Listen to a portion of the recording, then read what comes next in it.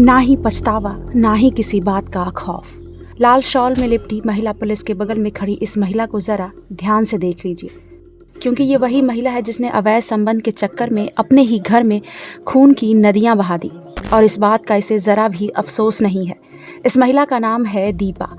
लेकिन दीपा ने आखिर इस सनसनीखेज वारदात को अंजाम क्यों दिया, आइए आपको विस्तार से बताते हैं।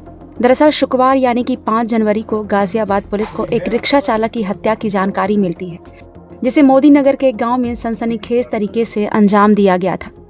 इस हत्याकांड का खुलासा पुलिस ने महज 24 घंटे के अंदर किया है। पुलिस ने बताया कि अवैध संबंध में बाधा बनने पर भाभी ने ही अपने प्रेमी के साथ मिलकर देवर पवन की सर्जिकल ब्लेड से गला रेत कर मौत के घाट उतारा है। हत्या करने के बाद उसकी लाश को रजाई में लपेट दिया। पुलिस ने दोनों आरोपियों को गिरफ्तार कर 2 सर्जिकल ब्लेड भी बरामद किए हैं। पुलिस का कहना है कि 34 साल का पवन कुमार ई रिक्शा चलाता है और उसी से गुजारा करता था। उसकी लाश घर के छत पर बने स्टोर रूम में मिली है। घर वालों को इस बात की भनक तक नहीं लगी।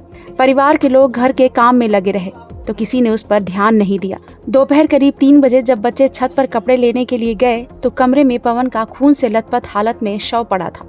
शव देखकर बच्चों की चीख निकल गई। शोर सुनकर भाई और पिता मौके पर पहुंचे तो शव को देख बिलखने लगे। इसके बाद युवक के पिता ने पुलिस में शिकायत दर्ज कराई। दीपा और उसके प्रेमी से पूछताछ के बाद पुलिस ने बताया कि उन्हें हत्या को लेकर शुरुआत से ही घर के लोगों पर ही शक था।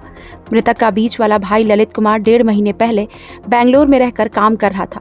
उसकी बीवी और बच्चे यहीं पर रहते हैं। पति बाहर रहता था। इसी दौरान दीपा का घर के पास मेडिकल स्टोर चलाने वाले फैजान से अवैध संबंध बन गए। दोनों अक्सर छुप छुप कर मिलते थे। हालांकि 1 सप्ताह पहले पवन ने घर के अंदर अपनी भाभी दीपा और उसके आशिक फैजान को रंगरलियां मनाते हुए आपत्तिजनक हालत में देख लिया था। इसके बाद से पवन भाभी को उसके अवैध संबंध का राज उजागर करने की धमकी दे रहा था। रोज रोज की धमकियों से तंग आकर आखिरकार दीपा ने एक दिन अपने प्रेमी के साथ मिलकर पवन की हत्या की प्लानिंग की। इसके बाद दीपा ने अपनी खूनी साजिश को अंजाम देने के लिए शुक्रवार यानी कि 5 जनवरी को देर रात पवन को घर की छत पर बने स्टोर रूम में बुलाया। जैसे ही पवन स्टोर रूम में पहुंचा तो वहां पर फैजान पहले से ही मौजूद था।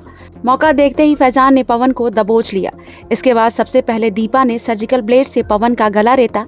इसके बाद फैजान ने कई बार सर्जिकल ब्लेड से गले पर उसके वार किया और पवन को मौत के घाट उतार दिया।